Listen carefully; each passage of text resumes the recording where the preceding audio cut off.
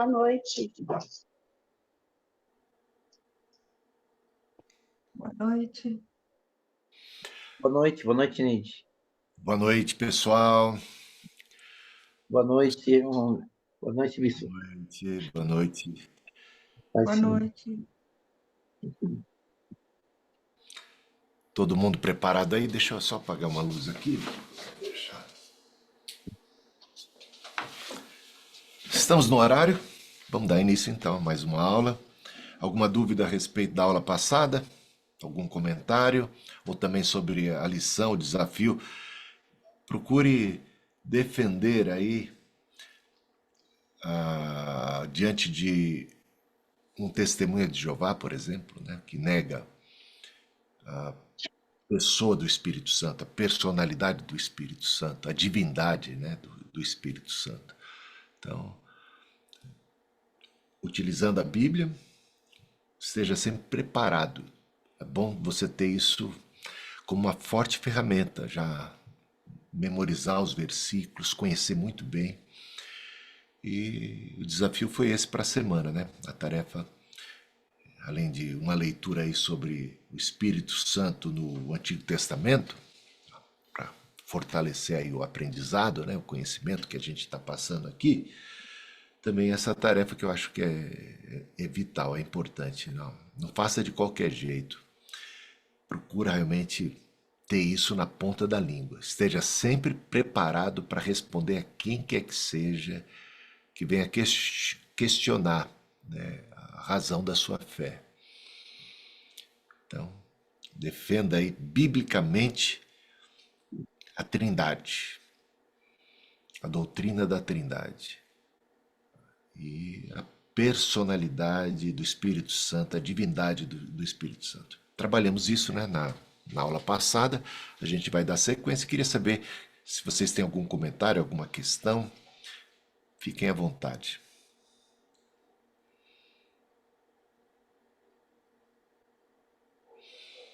Boa noite. Boa noite, Neide. Eu já tive a experiência, né, de conversar com um amigo que é filho de Jeová. E assim, eles têm tanta convicção e usam a Bíblia tanto quanto a gente para afirmar as convicções deles, né? E não nos deixa sem argumento, mas chega um momento que a gente para de tentar convencer, mesmo com a palavra aberta ou decorada, não adianta para alguns que são bem convictos de afirmar, né, a respeito. Ali é feita uma espécie de lavagem. Alguma experiência que o senhor queira comentar sobre isso? Sim, porque eles pescam muito em aquário, né? Então eles vão atrás dos cristãos e muitas vezes cristãos que estão ainda muito crus assim na palavra de Deus, que não estão muito preparados. Eles são treinados, né? Tem toda uma cartilha de como abordar. Eles têm as literaturas, eles oferecem estudos, né? Então eu posso te dar um estudo bíblico, você posso ir à sua casa. Eles ofertam literaturas a princípio, depois vendem, né?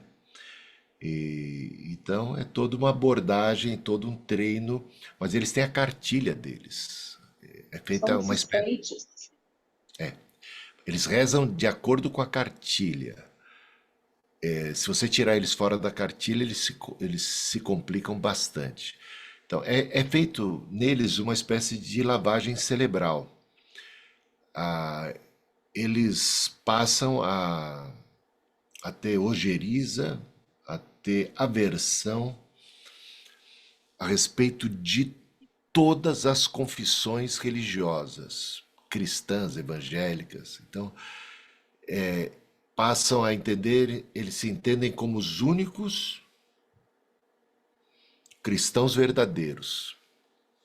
E então é disseminado, é plantado dentro da cabeça de cada testemunho de Jeová realmente uma resistência, sabe, um nojo de qualquer espécie de cristão que não seja testemunha de Jeová.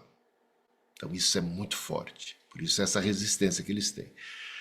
Então isso ele chega a ser até uma espécie de ódio, uma aversão realmente muito forte. Eu tive experiência assim quando eu nasci na igreja, cresci desde a escola dominical, tinha um bom conhecimento bíblico, mas quando eu tive um despertamento espiritual aos 16 anos de idade, eu e o pastor Nilson, nós tínhamos 16, não éramos pastores, mas só para identificar o Nilson Campos, que hoje é superintendente do Concílio Leste. Então nós éramos membros ali da igreja de Cidade Ademar. E aí, de repente, o Nilson foi abordado por um testemunho de Jeová muito simpático, articulado, um rapaz assim, que era legal, uma pessoa aparentemente bacana, né? Cativante. E que começou a dar aulas, ou ofereceu-se a dar essas aulas, né? Esses estudos bíblicos em casa, na casa do Nilson. Então, o Nilson me convidou e nós éramos assim desavisados em relação a testemunhos de Jeová. Nunca ninguém tinha falado nada. Eu não sabia nada a respeito de testemunhos de Jeová. Então, aí a necessidade da gente, como líderes, preparar o povo, porque realmente o perigo é grande. Então a gente não tinha nenhuma resistência, estávamos abertos entendíamos, encarávamos como um cristão, né? Que de repente estava disposto a nos dar instruções, né? Então começamos a estudar com ele. E aí ele já começou a bater naqueles pontos, questionando a divindade de Jesus, a Trindade, falando mal da Igreja Católica, com toda uma tese de deturpação das doutrinas e trazendo coisas estranhas e tal, tal, tal. E aí a gente começou já a perceber o perigo ali, mas a gente olha, uma coisa boa é que todo cristão verdadeiro, todo cristão, ele precisa ter a mente aberta. Ele não pode ser mente fechada. O que quer dizer isso? É que a gente não é bitolado. Então, eu estou sempre aberto para ouvir o contraditório. Então, nós éramos pessoas abertas para... Opa, você está falando isso? Então a gente não rechaçava assim, pura e simplesmente. Calma aí. Dá todos os seus argumentos aí. Opa, parece que tem uma coisa forte aqui, parece que tem uma outra coisa forte ali. Então, vamos estudar. Vamos nos aprofundar. Então, eu estou aberto. Você está me trazendo uma novidade, você está me trazendo uma confrontação. Eu não chego ali e descarto assim só porque eu já... Ah, não, eu sou dono da razão, eu já sei tudo. Não, calma aí. Vinde e arrazoemos, né? O que você tem aí? Então, nós éramos pessoas de mente muito aberta nesse ponto. Você está trazendo... Eu não estou fechado, eu não sou um testemunha de Jeová, que é doutrinado, que é fechadinho na sua doutrina e que foi ensinado a odiar tudo que pensa diferente, entendeu? Nós somos pessoas mais abertas. Então, diga aí. Aí ele trouxe algumas coisas que deixaram a gente com alguma interrogação.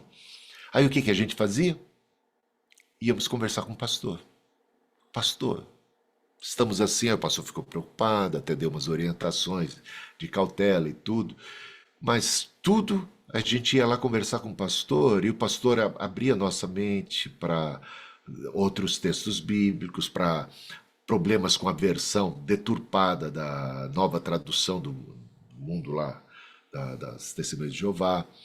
E, então isso foi ajudando a gente bastante, trazendo mais textos, trazendo mais argumentos. Então a gente ficava ali, opa, não é bem assim. Aí a gente voltava lá para o Testemunho de Jeová para conversar. Aí ele trazia mais algumas outras coisas. A gente voltava para conversar com o pastor e o pastor dava a instrução, ou seja, de leitura de outros livros, além da Bíblia e tudo. Olha, moral da história. Com passagem, ficamos uns 3 meses, eu não sei se quanto tempo nisto. mas nós nos interessamos tanto pelo assunto que naquela época nós escrevemos um livro. Nunca publicamos, mas esse livro está escrito. Eu acho que o Nilson tem esse livro. Os grandes e pequenos erros dos testemunhos de Jeová. A gente foi com tudo para cima dos. Aí começamos a ler as literaturas, doutrina, ler tudo. Aí descobrimos, encontramos naquela época o Instituto Cristão de Pesquisa, Natanael Rinaldi. Íamos lá, eu acho que era naquela época, não era 24 de maio, aquela rua paralela que tem lá. Íamos lá conversar. Gente, aí a gente foi aprofundar mais. Isso tínhamos 16 anos de idade. Tá entendendo a diferença? Aí nós saímos de lá muito mais sólidos em relação à doutrina, muito mais convictos da doutrina da Trindade. A gente não tinha esse fundamento tão sólido, esse conceito a respeito da divindade de Cristo, da personalidade e divindade do Espírito Santo e tudo mais. Então, e descobrimos muitos outros erros, e fomos descobrir a história do Testemunho de Jeová. Então, é uma coisa que a gente experimentou. Aí, eu fiquei assim meio especialista no assunto, ainda bem jovem, né? Eu trabalhava na Record, na TV Record, e tínhamos 2 horas de almoço, do meio-dia às 2. Teve uma época, eu fiz isso algumas vezes, tá? Sabe a Praça Ramos de Azevedo? Então, eu trabalhava na Record, ficava ali perto do aeroporto de Congonhas, da Rua Miruna, Avenida Miruna. Aí, eu pegava um ônibus, e não tinha muito dinheiro, né? Era pobre. Acho que eu era office boy naquela época. Aí eu pegava um ônibus, pagava, para ir lá na Praça Ramos de Azevedo, porque eu almoçava em 15 minutos, pegava o ônibus, ia lá para a Praça Ramos e caminhava lá, porque lá era um lugar de muita concentração, não sei como é que é hoje, mas naquela época, o que tinha de Testemunha de Jeová vendendo revistas, e eu ia lá passear na praça, então eu era abordado por eles, e aí minha missão era tentar convencer algum Testemunha de Jeová a deixar aquelas crenças todas atrapalhadas. Então eu tinha muita paciência, chegava lá, ouvia, começava a questionar, fazia umas perguntas, abríamos a Bíblia, começava a questionar muito, sabe, eu tinha uma estratégia lá de conduzir a conversa, só sei que aí a pessoa normalmente era assim, aquele que eu abordei, que me abordou, que eu conversava, ele ficava atrapalhado, ele começava a ficar confuso, né, com as questões, meio assim. Bom, Jesus é Deus? Se ele não é Deus, por que ele é adorado? Isso é que eu não entendo. Ah, não, mas ele não é adorado. Não, é aqui, ó, e esse versículo aqui? E aquela outra passagem? Aí começava. Então tem um negócio errado aqui, não tem não? Aí eles começavam a ficar meio confusos, atrapalhados, né? Mas então Jesus está mentindo, porque ele se apresenta como se fosse Deus, ele aceita a adoração. E tem mais isso, e tem mais aquilo. Aí começava a complicar tudo ali pro lado, ele chamava ajuda de mais alguém. E aí eu continuava conversando, argumentando com essa outra pessoa que era um pouco mais experiente do que essa, e que ficava atrapalhado também, pedia ajuda lá do pastor ou do chefe, ancião, normalmente, do ancião lá que estava presente, se é que estava um ancião, mas uma pessoa de mais autoridade lá. E aí a discussão pegava fogo, e eu era ofendido no final. Me chamavam de macumbeiro, me chamavam de idólatra, e brigavam mesmo. Eu era quase que expulso daquele meio lá. Aconteceu algumas vezes, uma vez até o Joaquim, que era do Instituto Cristão de Pesquisa, ele viu aquele burburinho, aquele pessoal que já estava. Eu quase estava apanhando. Não chegou a tanto, mas eles foram agressivos mesmo nas palavras e tudo. E aí o Joaquim foi me salvar lá, fez parte, tentou argumentar, mas não adiantou muito não. Então, realmente eu tive uma experiência com os testemunhos de Jeová. E eu aconselho vocês a estarem sempre preparados para responder. Então, por isso essa lição é muito importante.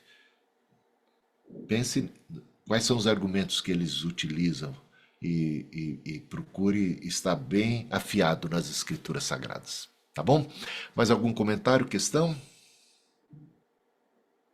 Só rapidinho, eu acho que é super importante também isso, porque muitas vezes a gente vai ouvindo outras pessoas que já conhecem eles, né? Eles são insistentes, eles marcam ali os 90 dias para mudar o hábito das pessoas, né? Que é mais ou menos quando uma pessoa começa a ser convencida, 90 dias, né?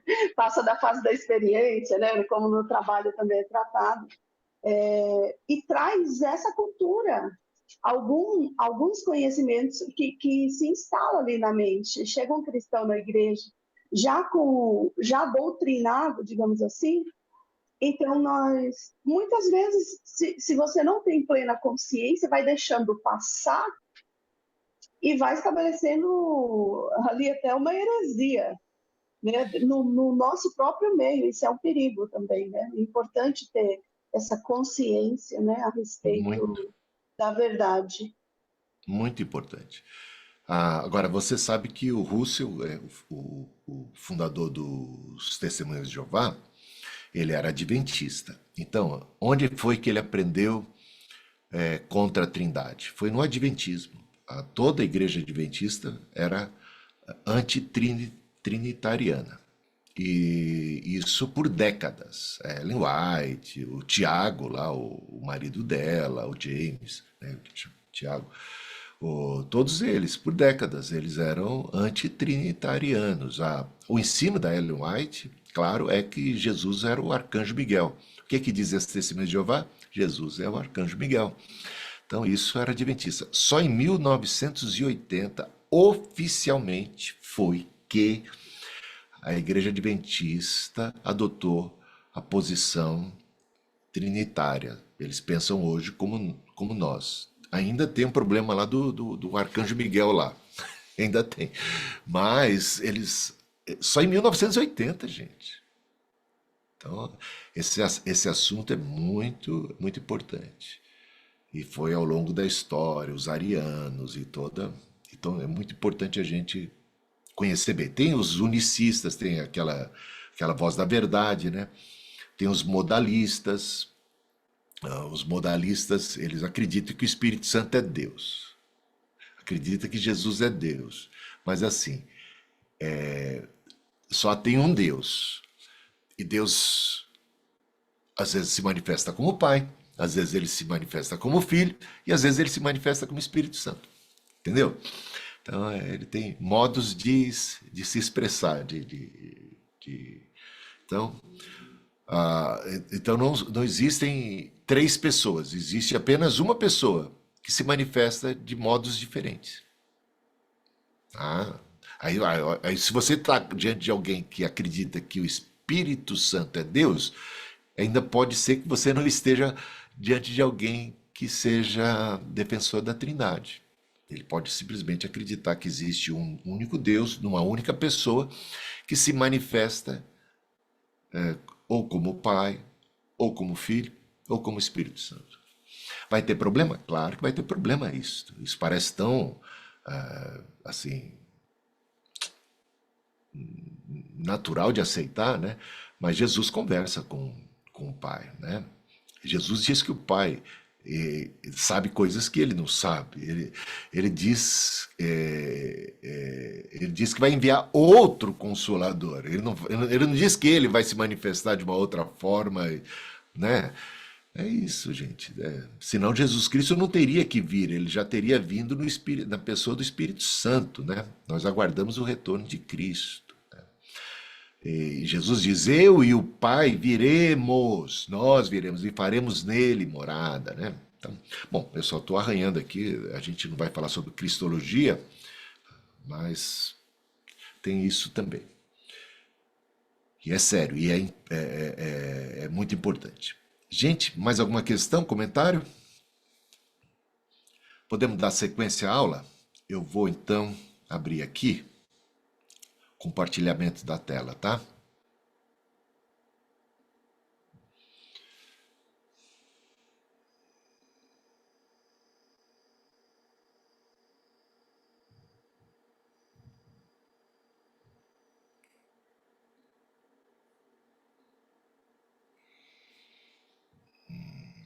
Aqui, onde então.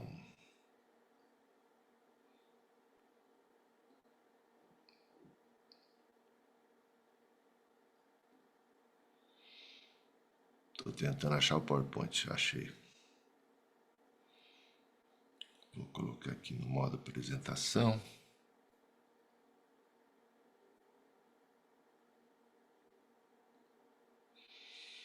Então vamos lá, pessoal.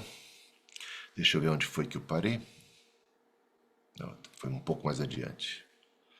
Lembro de ter chegado aqui, passei aqui. Foi nesse último slide aqui que a gente parou, tá? Na última aula. Então, o Espírito Santo, como um ser pessoal, como uma pessoa, a terceira pessoa da Trindade, ele pode ser resistido, a gente viu isso, né, no discurso de Estevão, né, a respeito dos judeus que tiveram tantas oportunidades ao longo de toda a história e agora muito mais, tiveram diante de si o próprio Cristo e aqueles sinais inquestionáveis de Jesus e tudo mais, e estavam resistindo. E aí é que o Estevão diz: vós sempre resistis ao Espírito Santo. Né? Ele pode ser evitado também, ou respondido de forma assim. As pessoas podem evitar o Espírito Santo, resistir ao Espírito Santo, como o livro de Atos. Eu acho que tudo isso eu falei. Ele pode ficar irritado, ele pode sofrer. E aqui a gente até, alguém lembrou, olha, tem Isaías 63, 10 aqui, e aqui abaixo é o mesmo versículo, né? Que inclui que ele pode falar, ele pode ensinar, ele pode revelar sua vontade, e ele pode ficar com raiva, ele pode ficar irritado. Então tem aqui algo repetido, tá? Então, como uma pessoa pode ensinar, uma pessoa pode instruir, uma pessoa pode falar, uma pessoa pode ficar com raiva, uma pessoa pode ter compaixão, o Espírito Santo se compadece, né? E intercede por nós com gemidos inexprimíveis. E também a gente sabe que só se pode mentir para uma pessoa, né? Na tentativa de engabelá-la, de enganá-la, né? Ninguém pode mentir para uma pedra. Não faz o menor sentido, né? A não ser que a gente esteja ficando pirado, né? Ou para um vegetal. Qual a intenção de alguém que mente para um objeto, para uma coisa? Porque mentir implica necessariamente em tentar enganar. E uma pedra não pode ser enganada, uma coisa não pode ser enganada, né? Então, mentir já implica numa certa mente, não de mente de mentir, mas uma certa racionalidade do outro lado, uma certa capacidade cognitiva que é muito típica de seres pessoais, né? Não humanos, mas seres pessoais, sejam angelicais, divinos. Ninguém pode mentir para uma pedra nem para um vegetal. Ananias, agora aí vamos ao texto, né, de Atos capítulo 5, a gente encontra lá que Ananias foi condenado, ele foi recriminado por Pedro e foi condenado por Deus por ter mentido a Pedro. E Pedro diz assim: você não mentiu apenas para mim, mas você mentiu para o Espírito Santo. Né? Então, isso indica que o Espírito Santo se sentiu ofendido. Que o Espírito Santo é um ser pessoal para o qual pessoas como Ananias podem, de repente, mentir, tentar enganar. Agora, aqueles que mentem para o Espírito Santo, mentem para Deus. Você não mentiu para os homens apenas, você mentiu para Deus. Aí depois ele diz, você mentiu para o Espírito Santo. Nesse trecho é dito tanto que ele mentiu para Deus, como é dito tanto também que ele mentiu para o Espírito Santo. Deus e o Espírito Santo. Então, isso também sinaliza a divindade do Espírito Santo, não apenas a personalidade, porque o Espírito Santo é denominado Deus ali quando se diz, você mentiu para o Espírito Santo, numa frase. Outra, ali dentro do mesmo contexto, diz, você mentiu para Deus. Como frases sinônimas, né? Você mentiu para o Espírito Santo. Você mentiu para Deus. Bom, o Espírito Santo possui inteligência, vontade, sentimento e propósito. Repare bem. Separou Paulo e Barnabé para a missão. Que coisa, hein? Separou Paulo e Barnabé para a missão. Não é muito interessante isso? O Espírito Santo separou. Pareceu bem a nós e ao Espírito Santo. O Espírito Santo, nesse caso, de Atos capítulo 13, separou. Ele separou. Então isso implica em que o Espírito Santo tem discernimento, em que o Espírito Santo tem inteligência. O Espírito Santo pode avaliar, julgar, decidir, tomar posição, escolher, como é típico de seres pessoais. Mais abaixo, selecionou pastores para o rebanho, Atos 20, 28.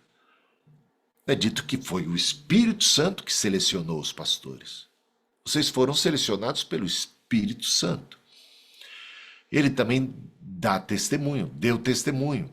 Atos 5, 32, Romanos 8, 16, que diz que o Espírito dá testemunho pessoal, particular, ao nosso próprio Espírito, sobre sermos filhos de Deus. Então, Atos 5, 32. Alguém gostaria de ler?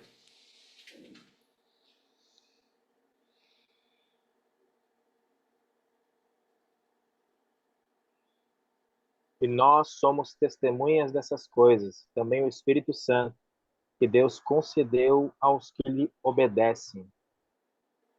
Então, nós somos testemunhas e também o Espírito Santo é testemunha, né? Não apenas nós somos testemunhas, o Espírito Santo também é testemunha. E é interessante isso. Outra coisa, o Espírito Santo distribui, conforme bem lhe parece, os dons espirituais, conforme ele quer. Os dons espirituais, que são dons do Espírito Santo, que são dons divinos, que são dons de Deus, que são dons da graça, que são dons do Cristo, que são dons do Espírito Santo, são distribuídos livremente pelo Espírito Santo, como ele bem entende, como ele bem quer. Então, ele tem vontade própria. 1 Coríntios 12, 11 deixa isso muito claro. O Espírito Santo distribui os dons como bem lhe parece, como bem ele deseja, tá? Outra coisa, o Espírito Santo sonda os corações. 1 Coríntios 2, versículos 10 e 11. Ele sonda os corações. E Romanos 8, de 12 até 27, a gente aprende tanta coisa sobre o Espírito Santo.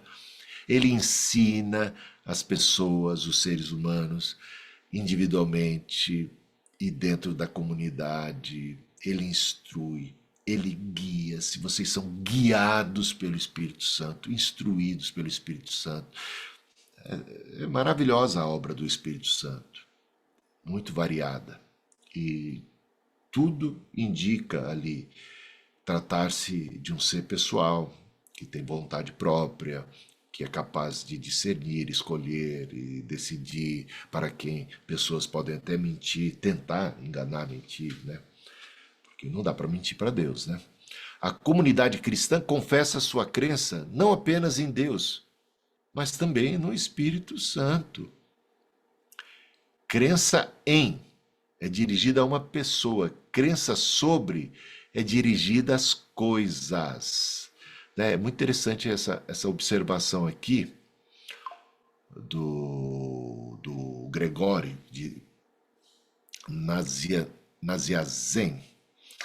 Ele está apontando exatamente para isso. Quando você crê em Isso tem a ver com eu creio em Deus, eu creio em você, né? Eu creio em Cristo, eu creio no Espírito Santo. Então, a crença em, ela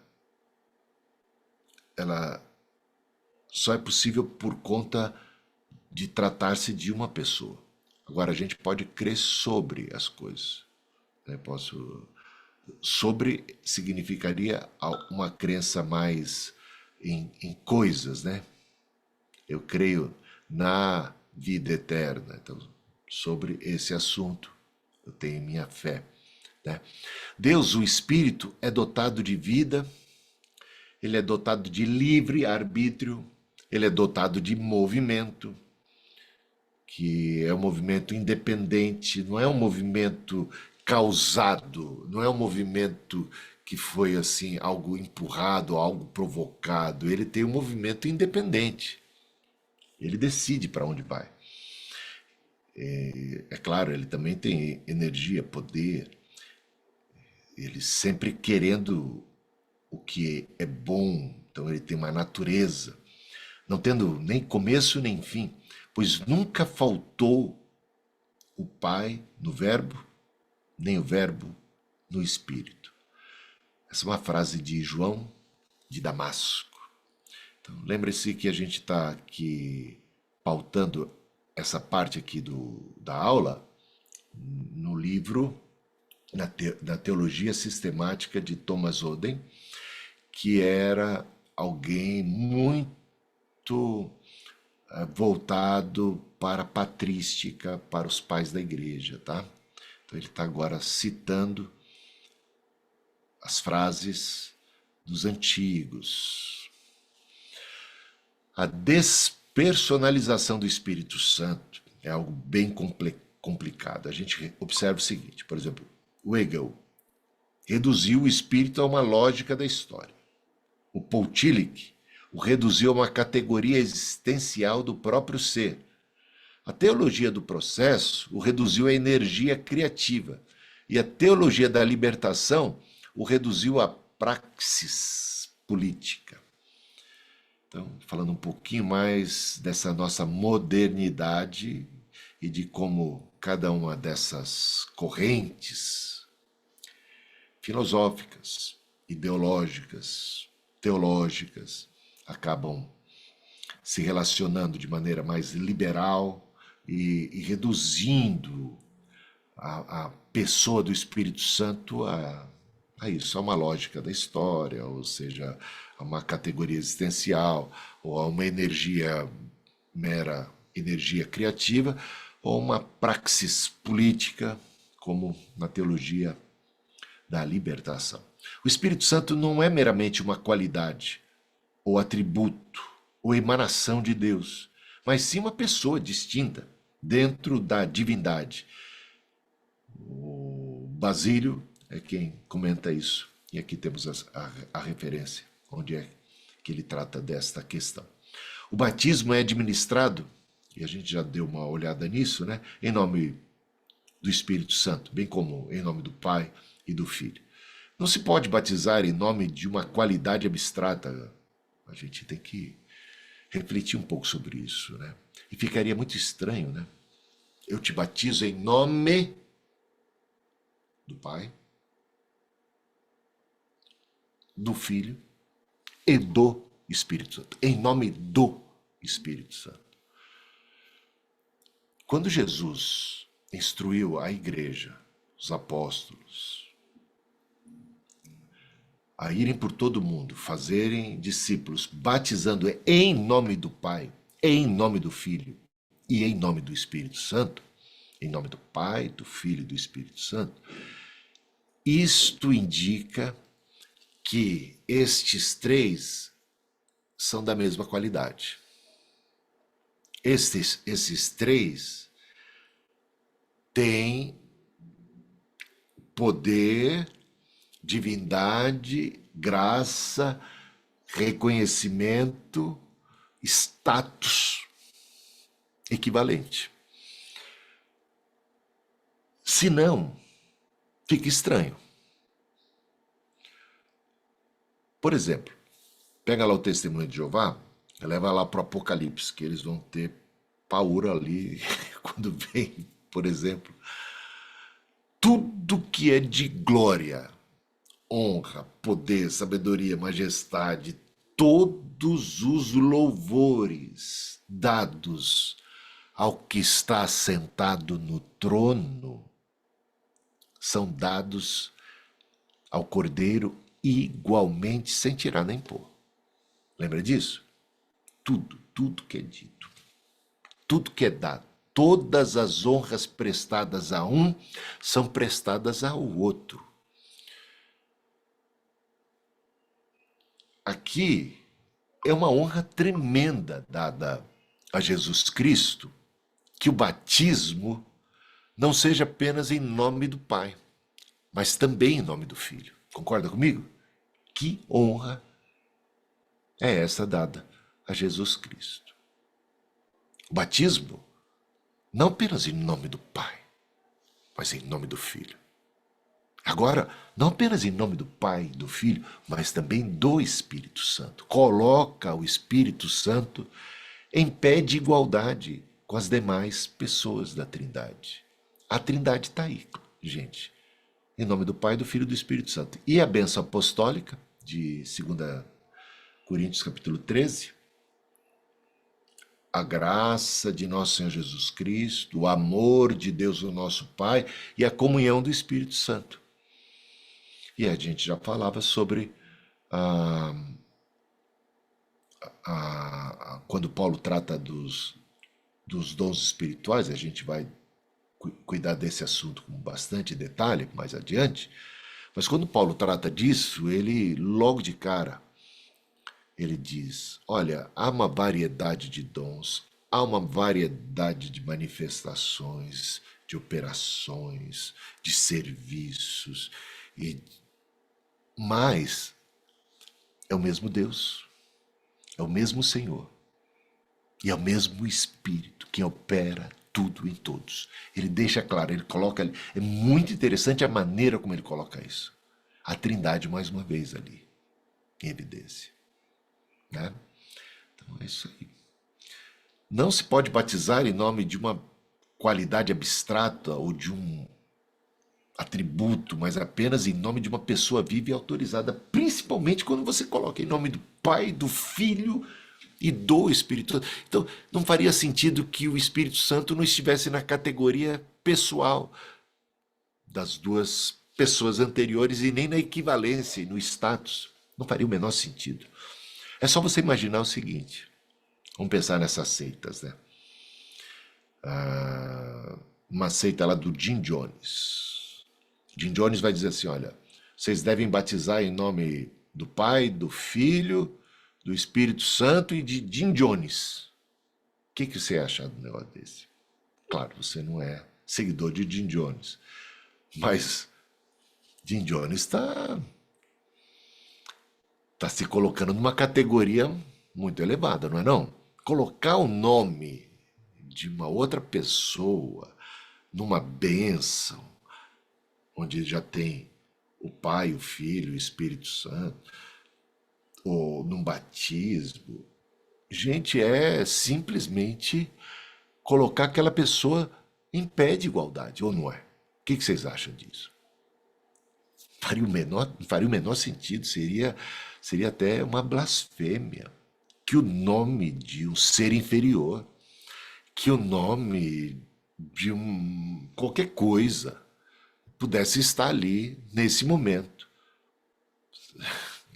Sejam batizados em nome do Pai, do Filho e de Ellen White, ou seja lá o que for, entendeu? Não dá para colocar nenhum ser, nenhum anjo, ou em nome do arcanjo tal, ou do Gabriel, do Miguel, nenhum anjo, nenhum ser. E também não faria o menor sentido que o Espírito Santo não fosse uma pessoa, porque é em nome do Pai, do Filho e do Espírito Santo ele não seria uma pessoa, ele seria... Então, que história? Por quê? Não faria sentido também. Então, mais um sinal aí, mais uma evidência da Trindade. E sobre pecar contra o Espírito, aqui a coisa pega, hein? Por quê? Eu vou ter um capítulo que eu vou trabalhar bem essa questão aí da blasfêmia contra o Espírito Santo. Agora vou só arranhar o assunto.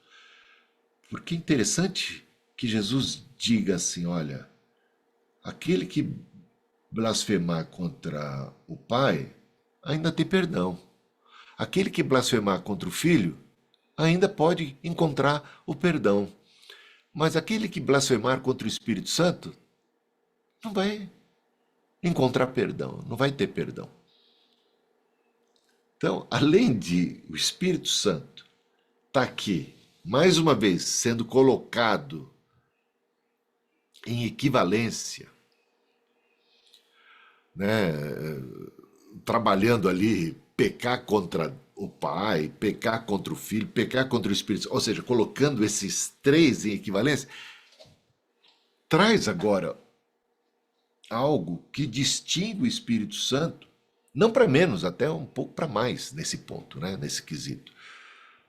Há mais rigor em pecados cometidos contra o Espírito Santo. Para não deixar aqui no ar o assunto, Jesus tinha expulsado demônios, os fariseus, diante de um sinal portentoso de Jesus, né, libertando cativos do diabo ali, eles não se rendem, eles não dão braço a torcer, eles chegam a dizer assim, Jesus expulsa demônios pelo espírito do demônio maior, o espírito de Beelzebul.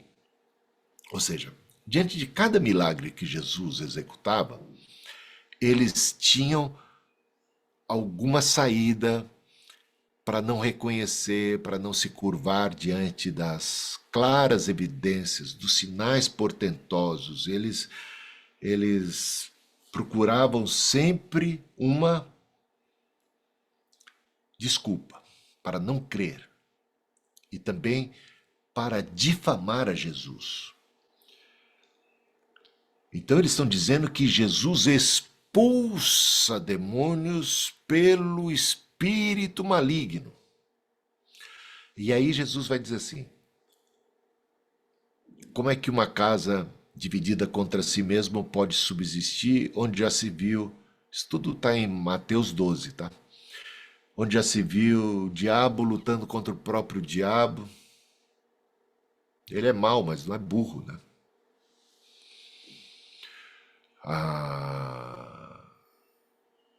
Aí Jesus vai e diz assim, mas se eu expulso demônios pelo Espírito Santo de Deus, é chegado até vós o reino de Deus. Porque ninguém entra na casa do valente para saquear-lhe os bens, e era exatamente isso que Jesus, a luz que vindo ao mundo ilumina todo homem, entrou o príncipe desse mundo que estava escravizando, colocando todo mundo debaixo das trevas e da escravidão do pecado, da opressão.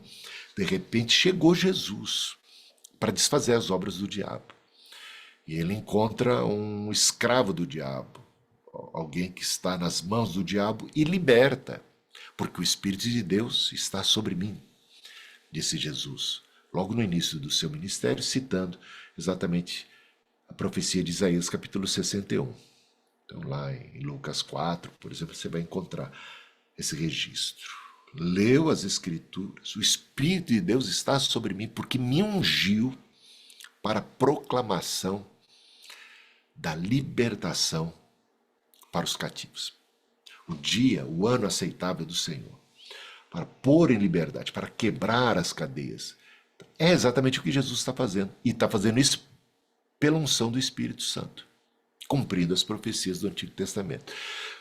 Mas os fariseus que conhecem, que receberam essa profecia, e que estão vendo o que Cristo está fazendo, estão atribuindo a ação do Espírito ao Beelzebul.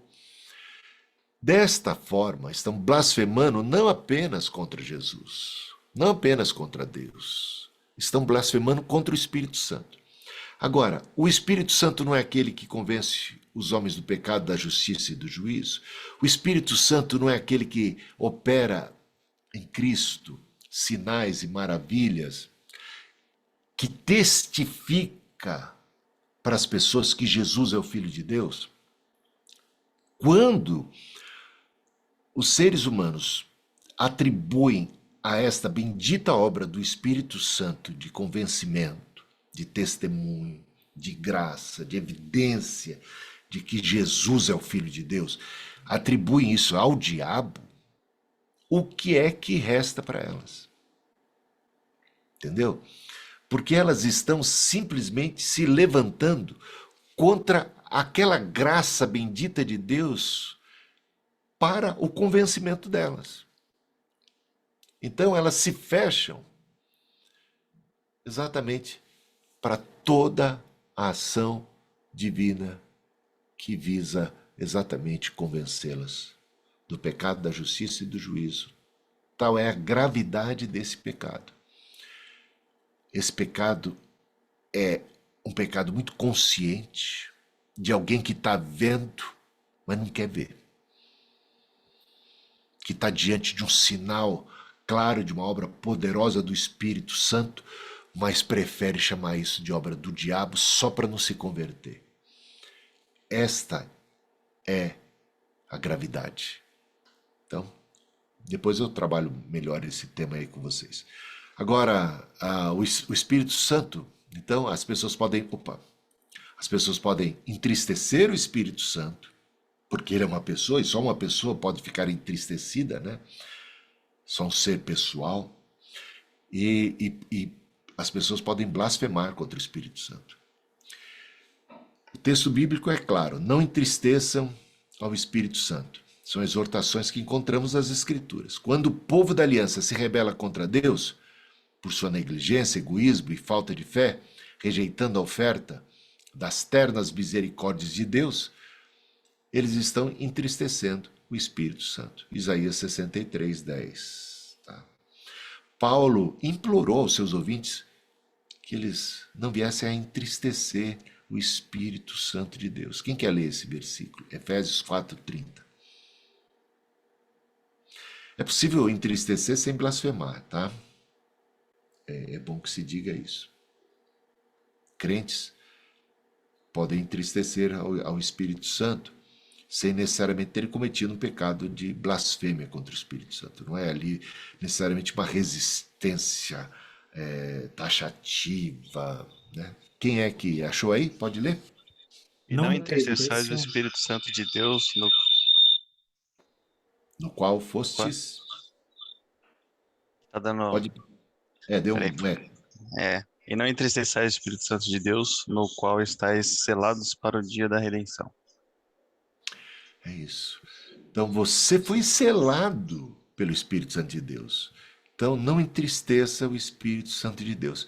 E a gente, é claro, pode entristecer o Espírito Santo de Deus agindo com incredulidade, agindo com irreverência, agindo com... pecando, né? Com pecados e de alguma maneira desprezo também. Podemos desprezar o Espírito, a ação. Podemos estar amando mais o mundo, né? De repente sendo atraídos pelo mundo. Não ameis o mundo, nem as coisas que há no mundo. Então, de repente, essa amizade com o mundo pode se tornar uma inimizade contra Deus, que começa a entristecer o Espírito Santo no qual nós fomos selados para a redenção. Então, há bastante apelo na Bíblia para não cometermos esse erro. O Espírito Santo pode ser ignorado, recusado e resistido. Olha só, Gálatas 3, versículos 2 e 3. O que diz lá? O Atos 7:51 a gente já sabe, né? Já citou do sermão de Estevão, né? Vocês sempre resistem ao Espírito Santo. E o Gálatas 3, versículos 2 e 3. Quem achou pode ler. Gostaria de saber apenas uma coisa. Foi pela prática da lei que vocês receberam o Espírito ou pela fé naquilo que ouviram? Será que vocês são tão insensatos que, tendo começado pelo Espírito, querem agora se aperfeiçoar pelo esforço próprio? É isso aí. Ou seja, eles começaram pelo Espírito, mas agora estão ignorando o Espírito. Estão preferindo seguir pelo esforço próprio, pela guarda da lei, não é? Eles estão recusando aquela direção do Espírito. Eles nasceram do Espírito, começaram a andar pelo Espírito, mas agora se recusam a continuar andando pelo Espírito. Eles estão rejeitando o Espírito por não estarem confiando nessa direção do Espírito. Eles estão voltando à prática da lei. Estão confiando na guarda dos mandamentos, em todos aqueles rituais, um regresso ali para a antiga aliança. Então isso é uma recusa do Espírito Santo.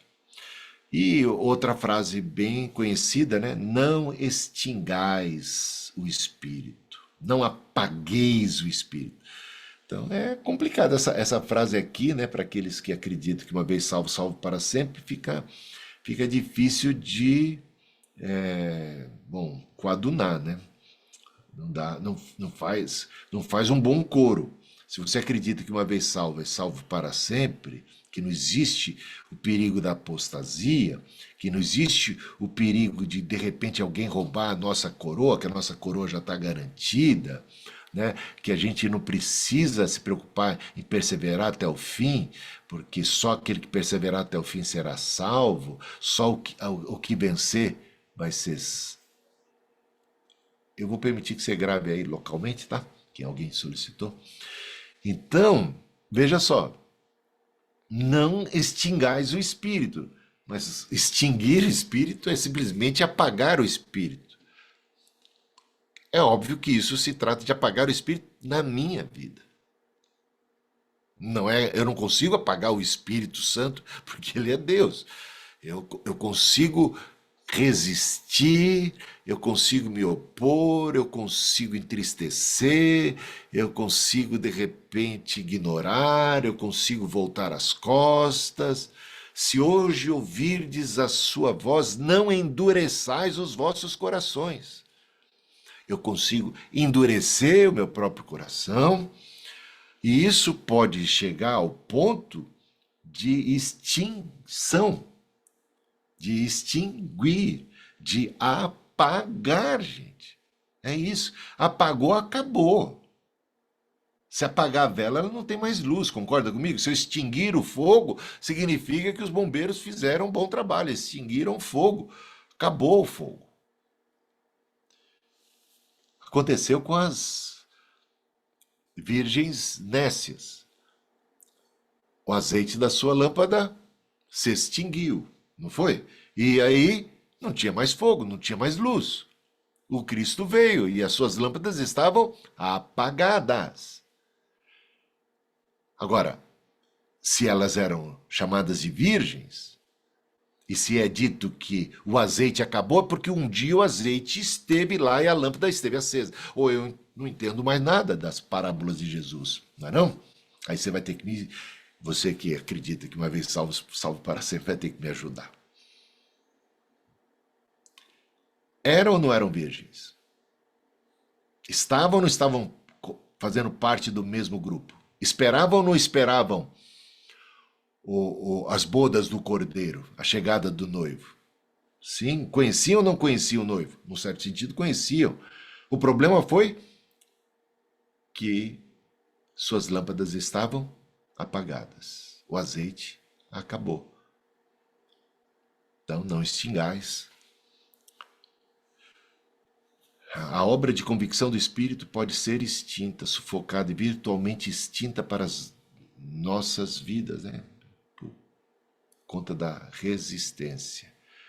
Então, a apostasia é uma possibilidade, meus irmãos. Não é uma coisa que eu diria assim, acontece a cada pecado, tá? Se pecarmos, nós temos ainda em Cristo, não um juiz, um advogado. Se confessarmos os nossos pecados, ele é fiel e justo para perdoar os nossos pecados, nos purificar de toda injustiça. Não é uma questão de fraqueza, é uma questão de incredulidade. É que não haja em vós um perverso coração de incredulidade que vos afaste do Deus vivo. Esse é o perigo. Ser afastado, apartado. por conta de um perverso coração de incredulidade. É alguma coisa, sabe, mais contínua, que nos leva à extinção do Espírito, do poder, da luz, da vida de Deus. Não é um tropeço, não é uma fraqueza, não é um pecado, é um viver deliberadamente, folgadamente, perder o temor e ter incredulidade e não estar nem aí, sabe? Ser realmente uma pessoa relapsa, que não vigia, que está com o coração em outro lugar, que já não está mais em Deus, que já se desviou, né, de coração. Ainda que, de repente, a forma, né, possa estar lá, mas lá dentro do coração já está frio, já não tem mais amor por Deus, já não tem mais fé em Deus, já não anda nos caminhos do Senhor, já não se importa mais. Então isso é uma situação perigosa. Ou se aparta totalmente mesmo.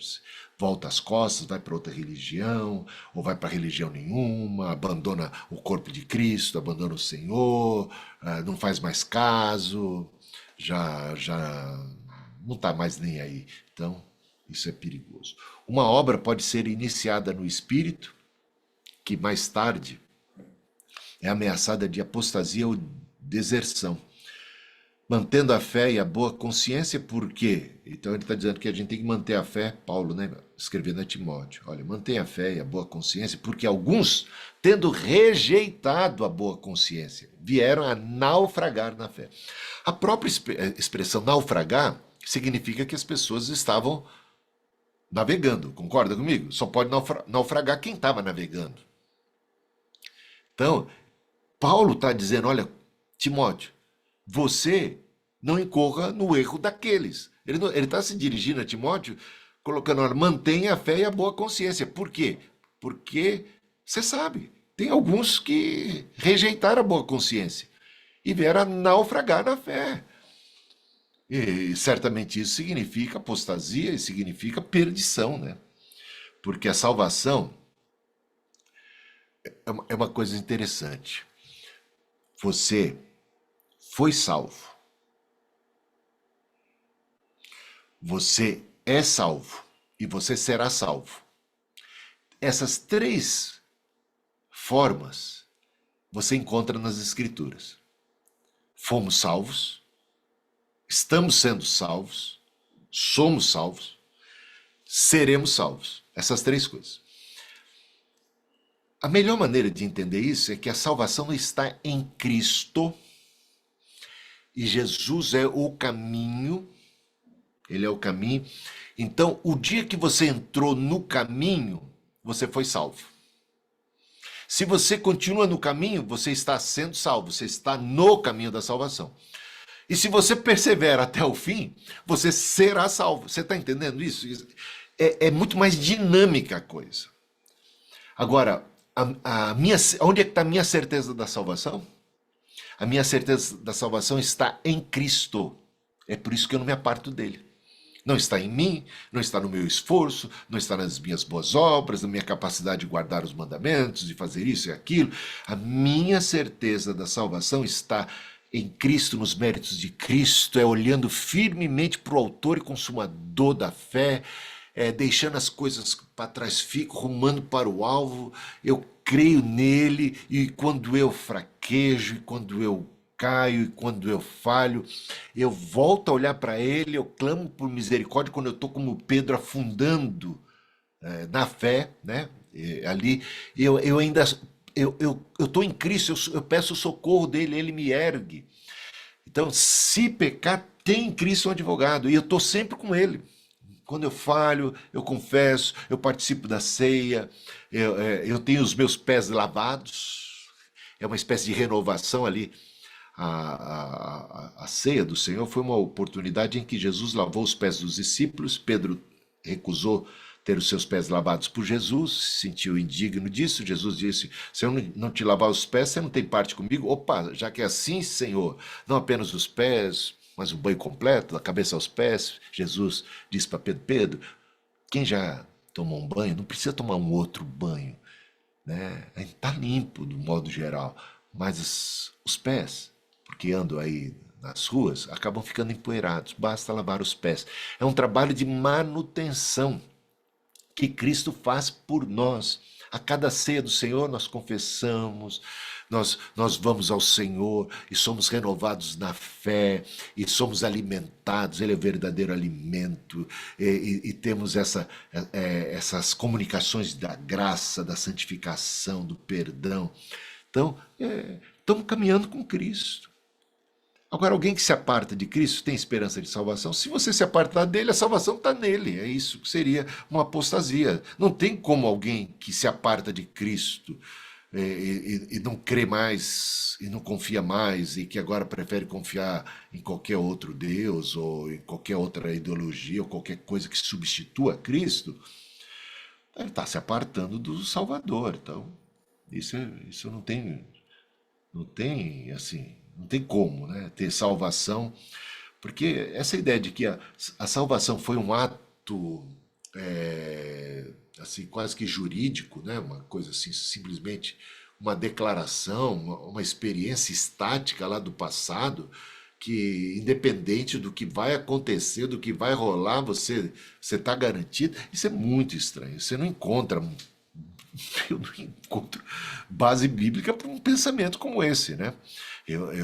Eu fui salvo, aquela experiência é muito importante para mim, mas ela me colocou diante do caminho pelo qual eu devo seguir. Eu quero seguir Jesus, e é nele que eu tenho a minha salvação.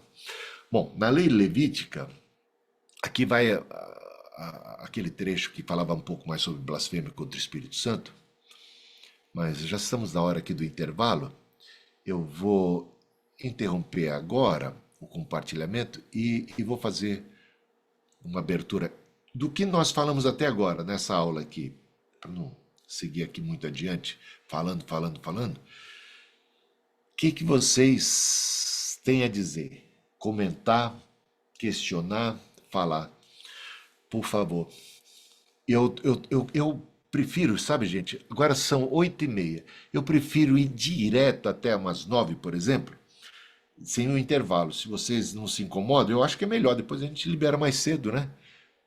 O que vocês acham? Tudo bem a gente fazer assim? Não apenas nessa aula, mas em todos. Aí a gente termina. E para mim rende mais. Porque se eu não saio, vou lá tomar uma água, tudo bem, volto e tal. Mas eu acho que dá. Depois a gente ganha tempo, né? Eu prefiro. Se ninguém faz objeção, Ótimo. podemos seguir. Pode sim, professor. Que bom. Então, agora vamos bater um papo. O que vocês têm para me dizer? Comentário? Sim, pode falar. Sobre a questão da apostasia, né? Tá. Apostasia seria virar as costas, basicamente, né? Apartar-se, né? Apostasia seria no sentido de a pessoa toma a decisão de não querer estar mais. É uma coisa Isso. consciente, né? É. Mas como seria se essa pessoa, num dado momento da vida, ela se apostatou, ela decidiu, perdeu a consciência. Mas num dado momento da vida, ela falou assim, não, eu fiz besteira. Não devia ter feito esse negócio, não. Como é que é nesse cenário?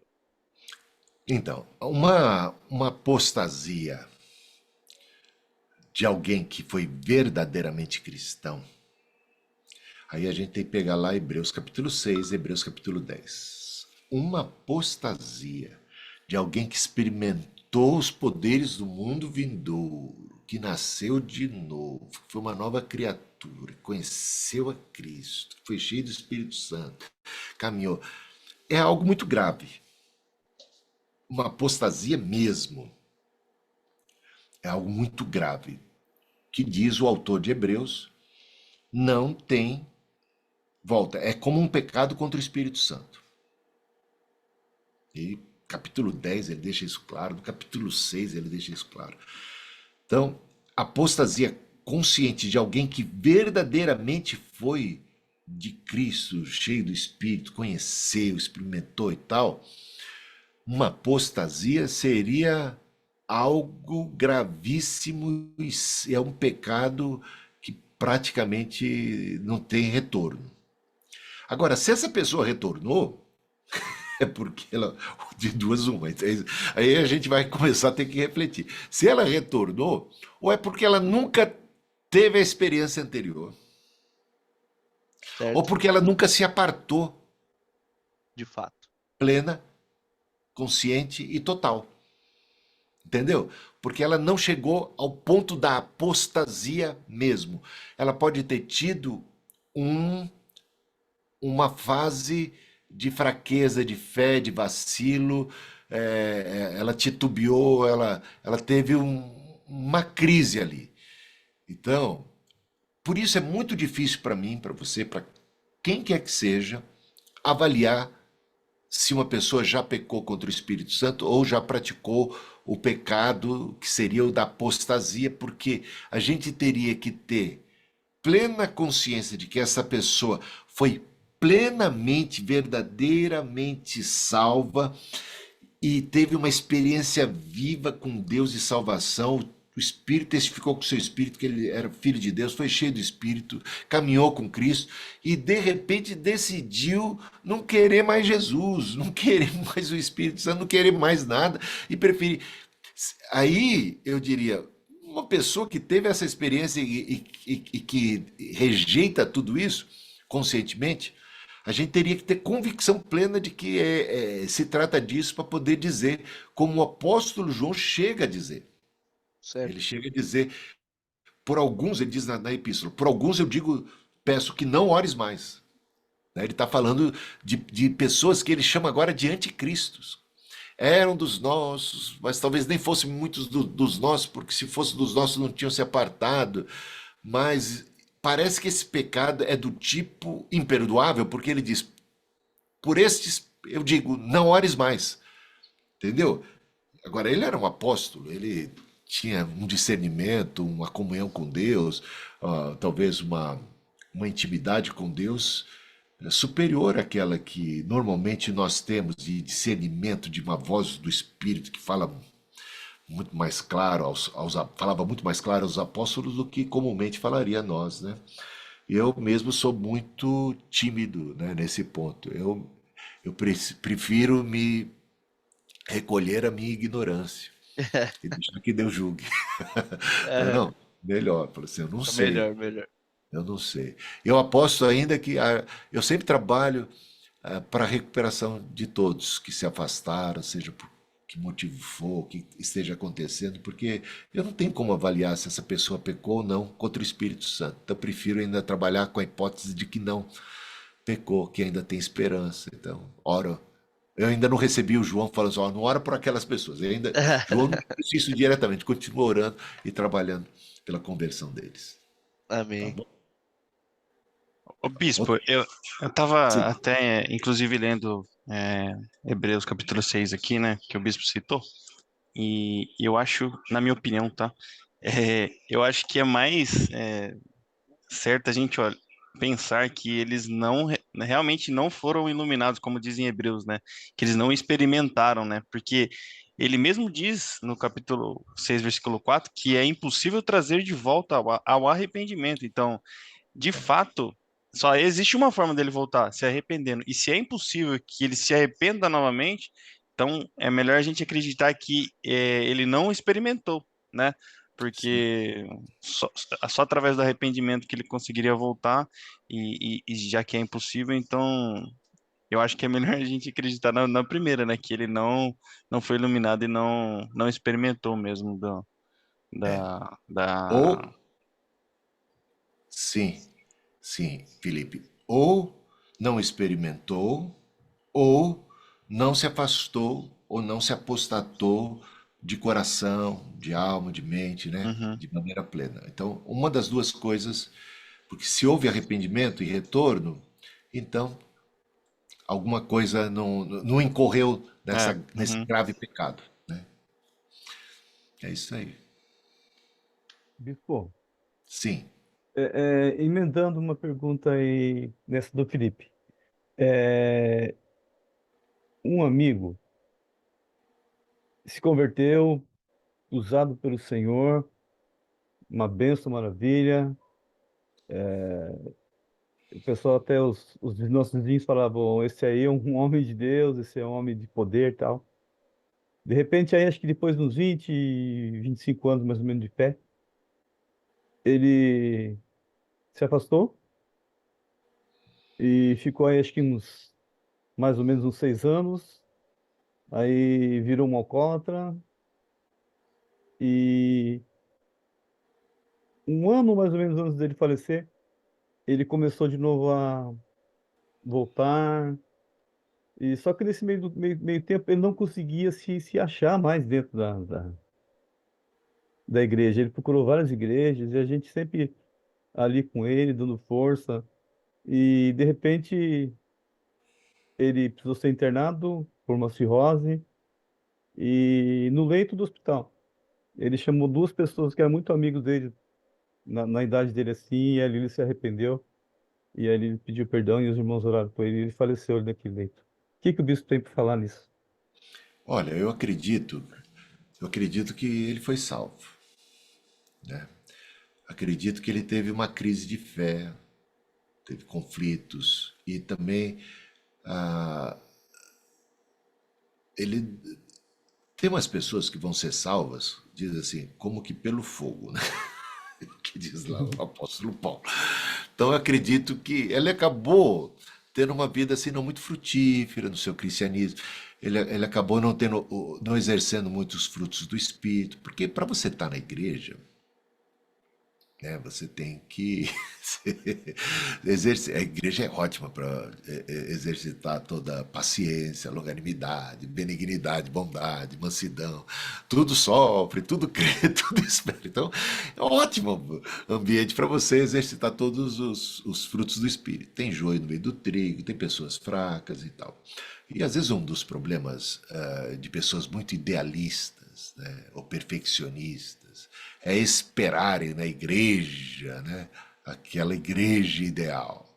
E aí eles acabam buscando a igreja ideal. Quero a igreja ideal, quero a comunidade ideal. E, então, eles só amam a igreja ideal. Mas, bom, ela não existe, né? Então eles não amam a igreja. A igreja real, eles têm problema com a igreja real.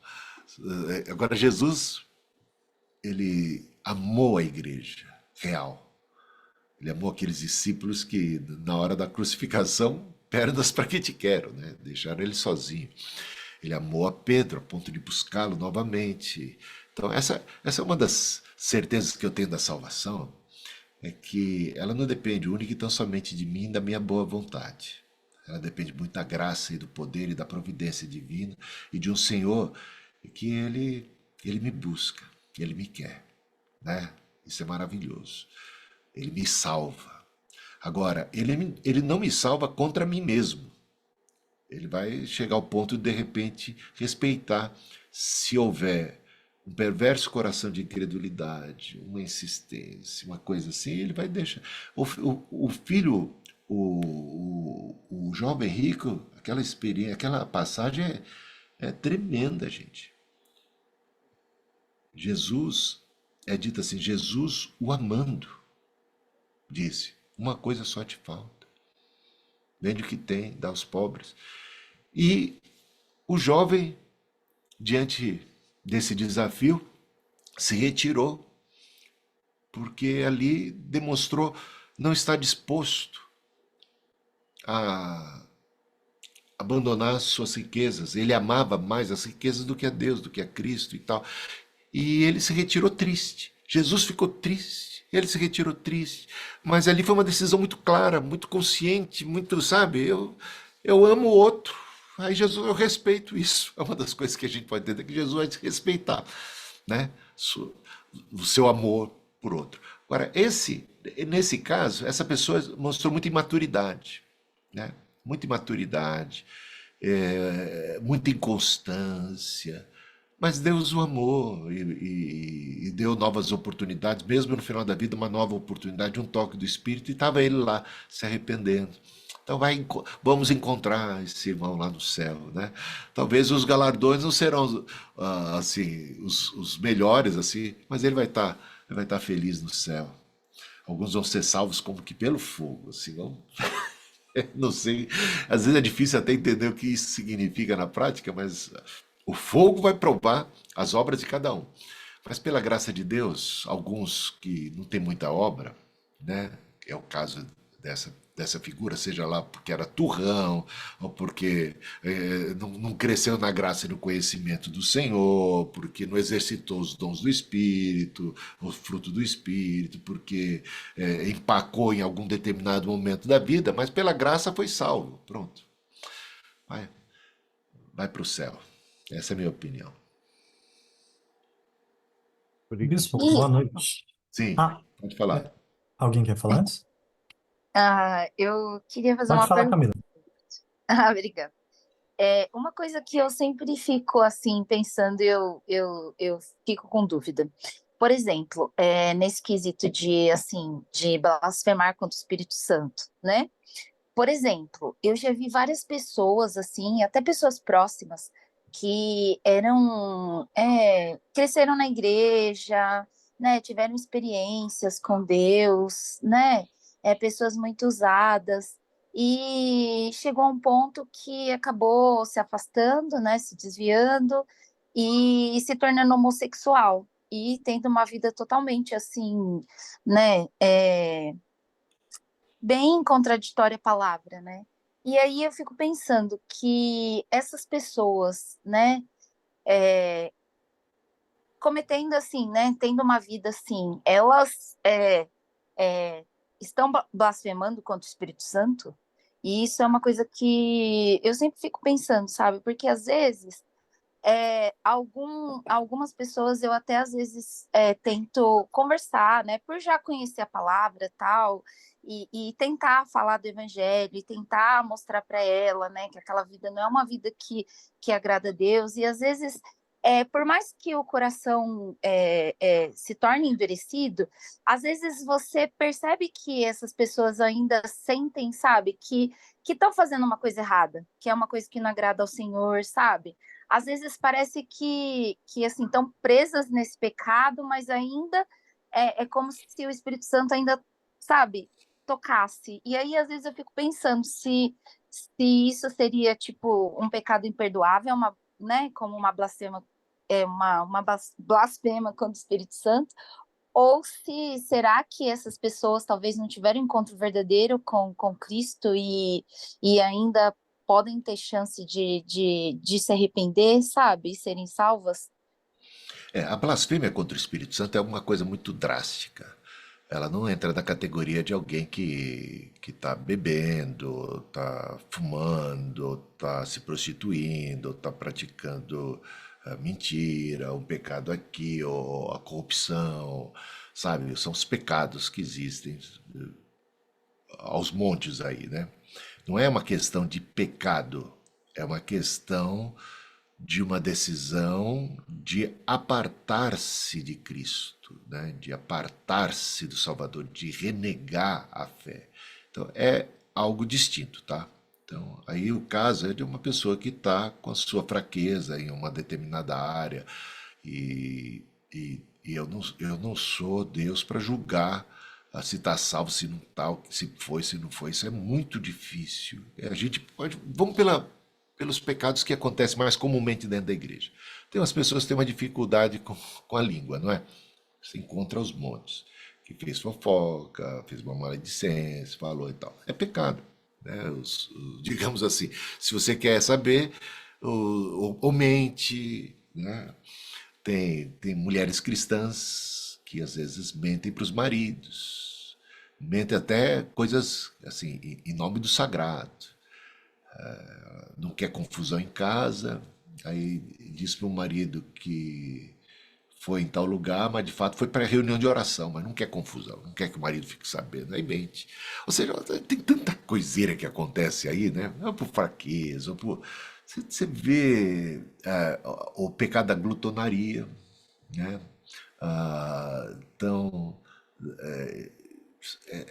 de julgar as pessoas, não julgueis para não seres julgados, de julgar as pessoas. Então, pecados estão aos montes ao nosso redor. no contexto da igreja, que a gente de repente só encontra pecado, a gente se escandaliza com alguns pecados mais do que com outros, né? Mas os pecados estão aí. Então, a gente fosse abordar essa questão, teria que ser mais abrangente. E os cristãos que pecam, como é que ficam os cristãos que pecam? Ou os cristãos que têm uma determinada dificuldade na área da glutonaria, por exemplo, ou de um determinado vício. Cigarro, eu encontro muitos cristãos que são genuínos e autênticos, mas têm uma dificuldade para parar de fumar, né? Eu não julgo essas pessoas, eu sou mais cauteloso em relação a isso. Eu não os incentivo. Não julgar as pessoas é uma coisa, incentivá-las e dizer que elas estão certas naquilo é outra completamente diferente. Eu estou dizendo em questão se está salvo, se não está salvo, se vai para o céu, se não vai. Isso aí é algo. Esse juízo pertence ao Senhor. Esse juízo pertence ao Senhor. Só Deus sabe as lutas de cada um, as dificuldades de cada um. Os cristãos que lutam com pornografia. Quantos? Você vai encontrar os montes aí. Os que confessam, né? Sem falar os que não confessam, que estão aí, e que é uma luta, é uma luta. Aí você fala, se você tem esse problema é que você não é salvo. Como? São pessoas que sabe, têm comunhão com Deus, que têm temor do Senhor, mas que tem uma luta. É uma espécie de escravidão. Ele precisa de socorro, de ajuda. Aí vai dizer, essa pessoa está no inferno. É muito difícil você. É fácil, às vezes, lá de fora, ficar julgando, apontando, né? Mas eu sou muito cauteloso em relação a essas coisas, porque o juízo pertence realmente a Deus, compete a cada um de nós buscar a santificação. Eu acho que sim. Querer uma vida pura diante de Deus. Mas Deus não me chamou para ficar aí julgando as outras pessoas. Não julgueis para que não sejais julgados. Então ele não quer que a gente seja uma comunidade de legalistas que ficam aí tripudiando em cima dos outros, do pecado dos outros, e normalmente nos pecados mais de ordem sexual. E deixando passar meio batido os outros que a gente coloca numa categoria mais confortável. E os pecados nos separam de Deus. E o orgulho espiritual? Se for falar do orgulho espiritual, né? E do ódio, que é muitas vezes disseminado dos púlpitos. Nessa época de polarização que a gente viu, de ódio, juízo, julgar os outros. Se você pensa diferente, você já entra numa categoria do demônio, eu já coloco você na categoria. Isso tudo é muito complicado, né? Muito complicado. Jesus, ele bateu de frente. O que deixou Jesus mais chocado, né, foram os pecados dos religiosos, não é? A comercialização do sagrado, a hipocrisia dos fariseus, que eram santarrões, que ficavam ali julgando, menosprezando e até com pedras nas mãos para apedrejar uma mulher pega em adultério e citando sempre a lei. Gente, isso a gente tem aos montes. Só que Jesus diz, eu não te condeno. E o que nós dizemos? Nós estamos condenando um montão de gente. Nós estamos condenando o homossexual, condenando o travesti, condenando a prostituta, condenando o bêbado, condenando todo mundo. Só que Jesus chamou a gente para salvar essas pessoas. E não para condenar essas pessoas. Então, eu diria, vai e não peques mais, né? Eu não te condeno. Jesus não está aí para te condenar. Ele é teu Salvador. Ele perdoa os pecados. Eu acho que Jesus tem mais ojeriza de pecados de pessoas com pedra nas mãos, né? Esses que têm pedras nas mãos são normalmente alvo de uma indignação da parte de Deus. E o que ele fala aos religiosos judeus no capítulo 23 de Mateus: sepulcros caiados, raça de víboras, sabe, vocês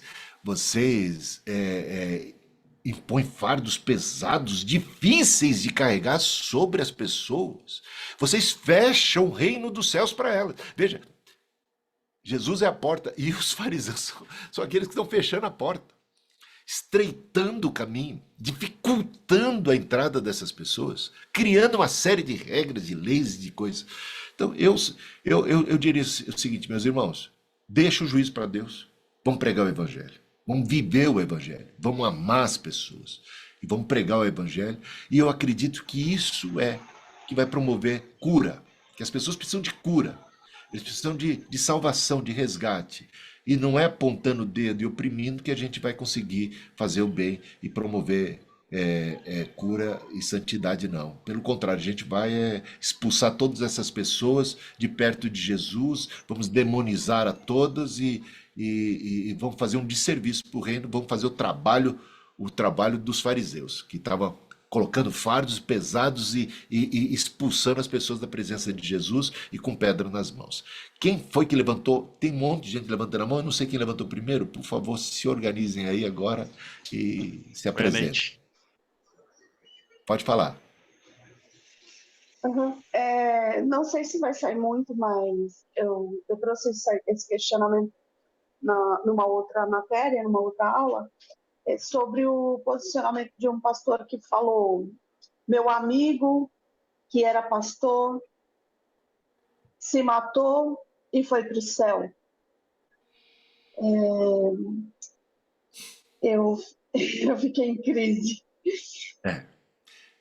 Isso entra no que eu falei, Neide. Eu não seria capaz de fazer uma afirmação tão assim audaciosa como a dele.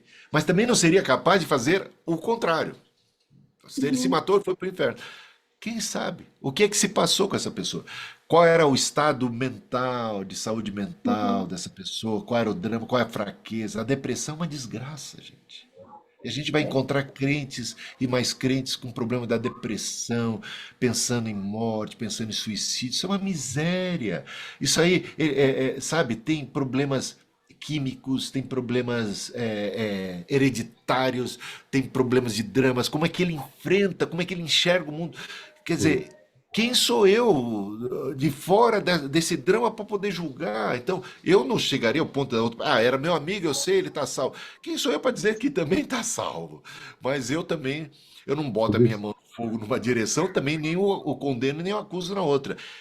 Cabe sempre nesse ponto a humildade de reconhecer que o juízo pertence a Deus e que, poxa, o que se passou ali na última hora, no último segundo, mesmo alguém que se lança de um precipício, de uma altura lá, vai que no meio do caminho fala: ô Senhor, pisei na bola, desculpa, ou sei lá, não sei em que estado mental alguém toma uma atitude como essa, né? Então, sejamos cautelosos aí no juízo, nem para afirmar uma coisa nem para outra, né?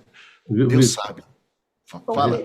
A respeito disso aí, teve uma fase na minha infância que eu tive alucinações e por 3 vezes os meus pais me pegaram tentando abrir a janela para pular. Está vendo? Se eu tivesse pulado, iam falar: o filho do crente pulou, suicídio, foi pro inferno.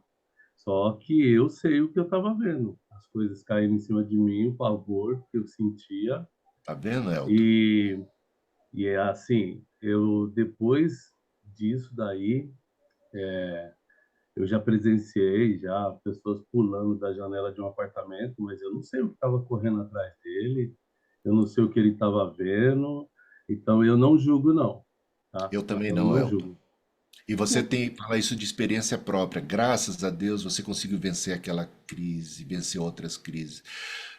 Foi sustentado, chegou até aqui, né? Veja que luta que é para muitas pessoas. Eu acho que só Deus pode julgar situações como essa. Você poderia estar fazendo isso no momento de insanidade, você poderia estar fazendo isso no momento de loucura, você poderia estar fazendo isso fora de si, do seu juízo perfeito, você poderia estar fazendo isso debaixo de uma pressão tremenda, debaixo de problemas já de uma tendência psicológica, química, mental. Quem somos nós para julgar isso? E Deus ali está vendo essa atitude desesperada de uma outra ótica, superior, conhecendo todos os detalhes e tudo mais, né? Eu gosto muito do Ariano Suassuna, naquele No Alto da Compadecida, na hora do juízo final. Claro que a Maria está fazendo um trabalho ali bem católico, né? Pertence bem a Jesus Cristo. Quem tem Jesus como o compadecido não precisa da mãozinha da Maria, embora tudo bem, nós podemos interceder pelas pessoas também e tal, mas realmente é curioso a ideia. Mas o ponto que eu quero chegar é quando chegou no juízo do cangaceiro lá, do matador e tal.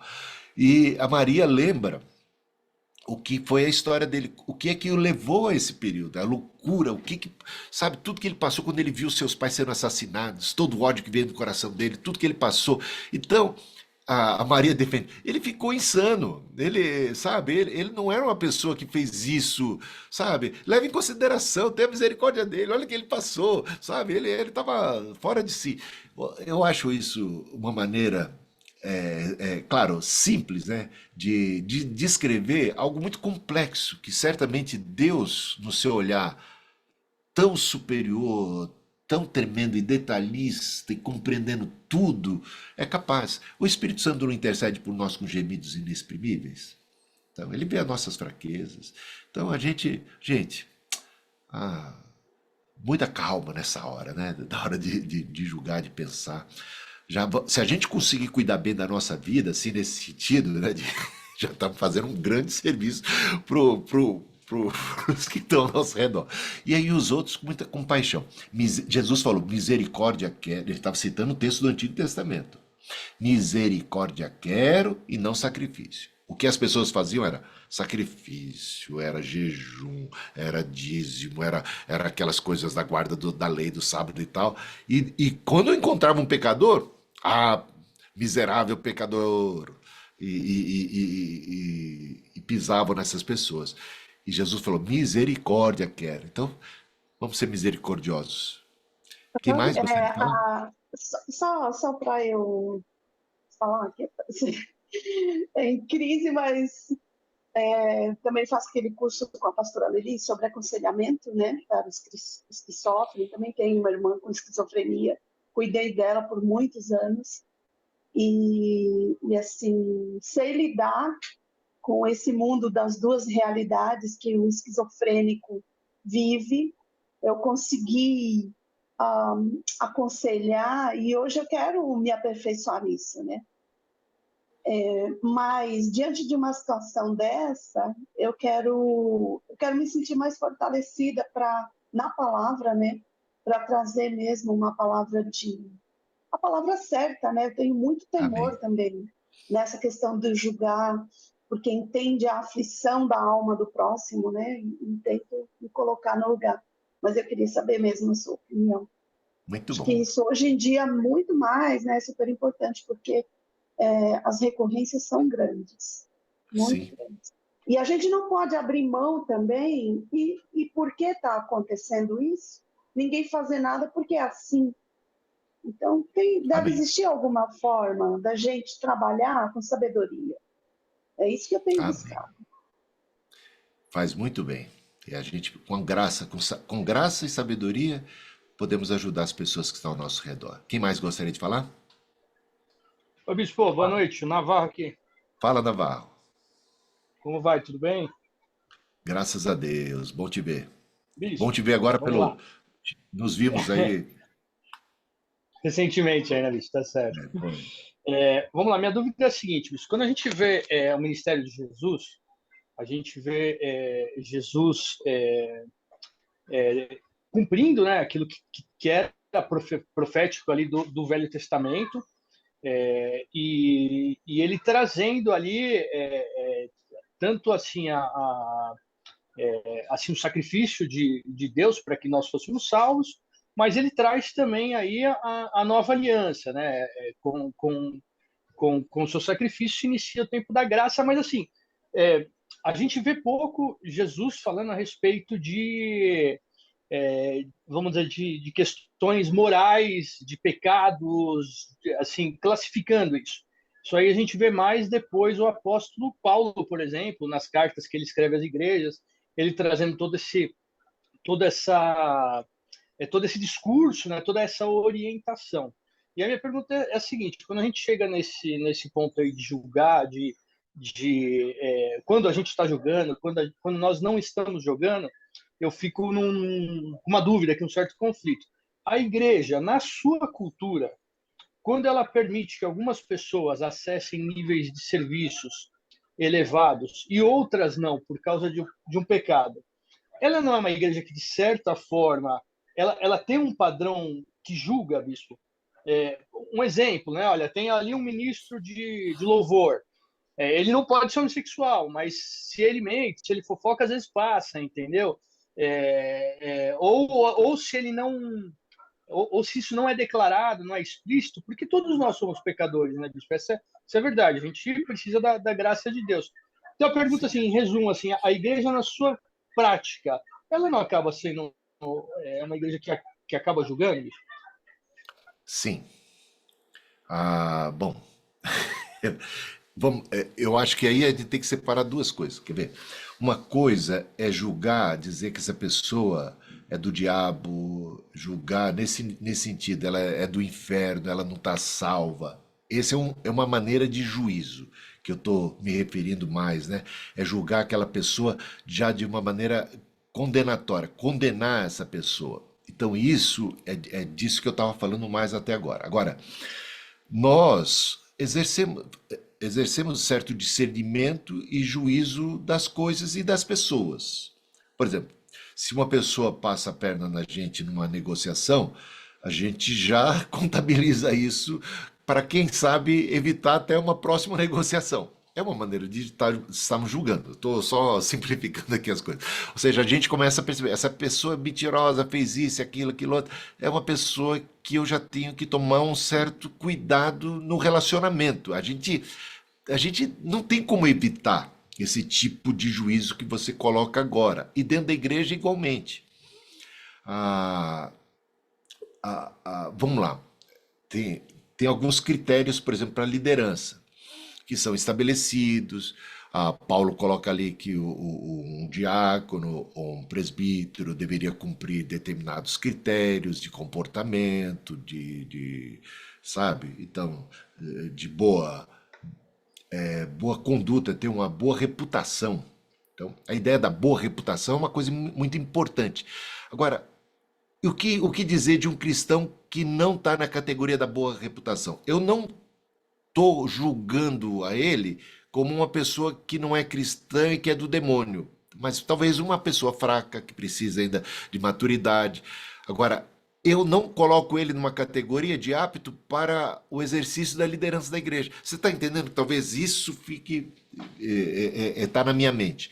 Eu não estou dizendo que uma pessoa que está com aquela dificuldade, digamos, às vezes moral ou tal, está já no inferno, é do diabo, é do capeta, e tem que ser excluída da comunidade, tem que, sabe, acabou para ela, não tem mais jeito. Agora, ao mesmo tempo que eu não chego a esse ponto de juízo, eu estou percebendo, eu estou observando, eu estou vendo as coisas, e aí eu falo, opa, para a liderança você não está cumprindo determinados critérios.